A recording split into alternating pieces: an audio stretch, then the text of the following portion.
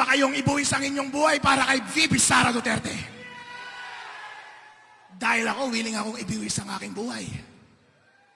Gusto ko ang marinig ang sagot sa inyo. Handa ba kayo sa isang revolusyon? Handa ba kayong ibuwis ang inyong buhay para kay VP Sara Duterte? Paano yan, mga kapatid? I-impeach na daw nila si VP Sara Duterte. Papayag ba kayo? Yun. Pero nagkakabayaran na sila sa house ngayon eh. Mga tanga talaga itong mga mokong na ito, na mga congressman.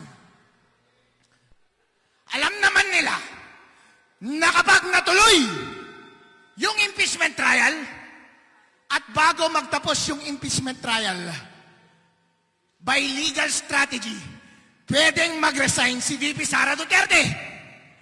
At yung impeachment proceedings, magiging functus officio. It will have lost its purpose. At titigil na siya. At pwede na siyang tumakbo bilang presidente sa 2028!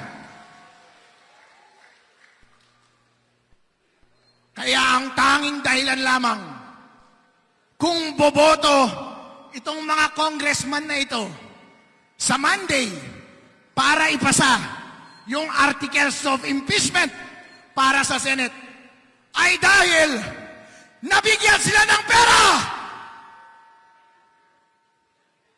Ngayon, kung ipagpapatuloy nila na hindi talaga nila patuloyin na maging presidente o tumakbo bilang presidente si VP Sara Duterte, papayag ba kayo?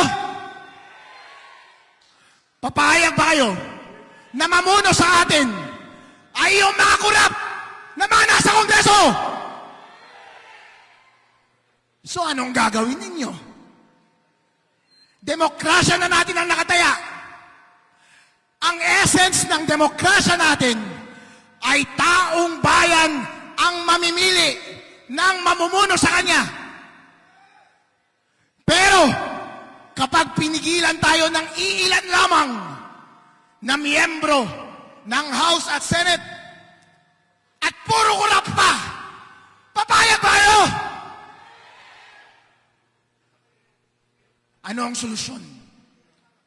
Willing ba kayong ibuwis ang inyong buhay para kay VP Sara Duterte? Dahil ako, willing akong ibiwis ang aking buhay. Gusto ko ang marinig ang sagot sa inyo. Handa ba kayo sa isang revolusyon? Handa ba kayong ibuwis ang inyong buhay para kay VP Sara Duterte? Kaya mga kasama, tatandaan ko kayo dito sa Mindanao. Bukas, nasa Visayas kami. At sa susunod, nasa Luzon kami. Ang buong Pilipinas, handang magrevolusyon, handang ibuwis ang buhay kapag nanakawin nila ang ating demokrasya at hindi patatakbuhin bilang presidente si VP Sara Duterte. Kaya nasa akin ba ang inyong mga salita, mga kapatid dito sa Mindanao?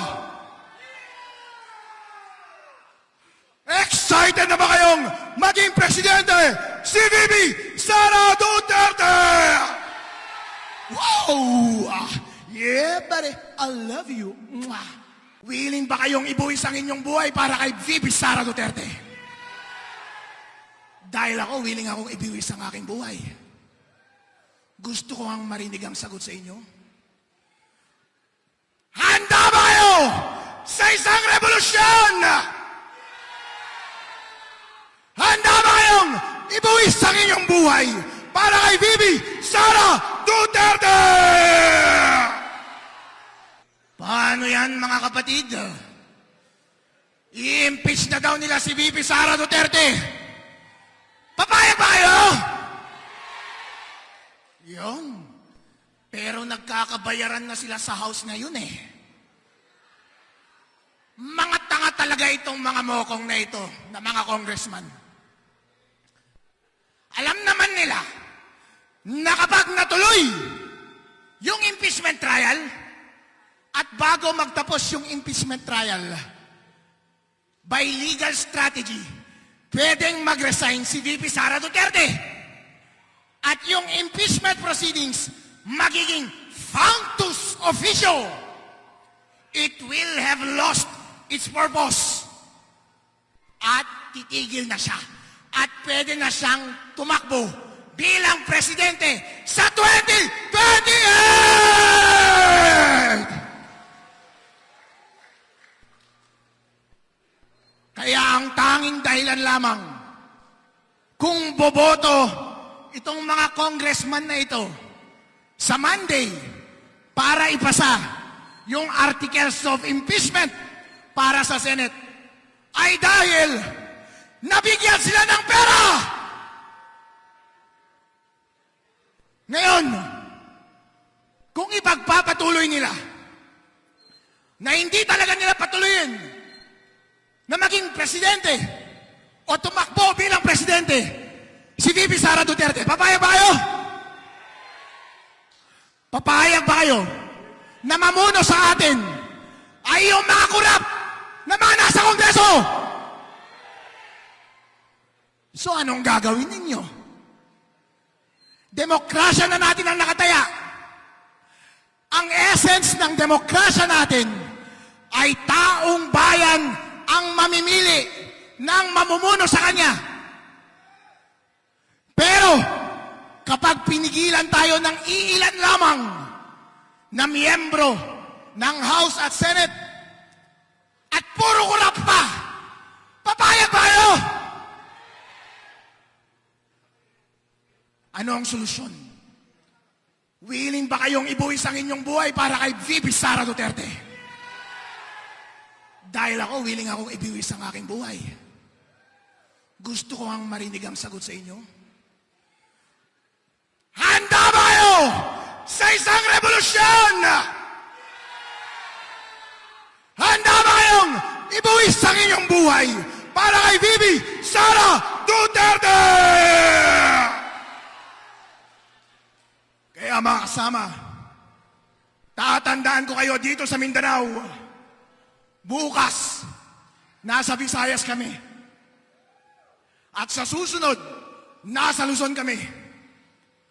Ang buong Pilipinas, handang magrevolusyon, handang ibuwis ang buhay kapag nanakawin nila ang ating demokrasya at hindi patatakbuhin bilang presidente si VP Sara Duterte. Kaya nasa akin ba ang inyong mga salita, mga kapatid dito sa Mindanao? Excited na ba kayong maging presidente si VP Sara Duterte? Wow! Yeah, buddy, I love you. Mwah.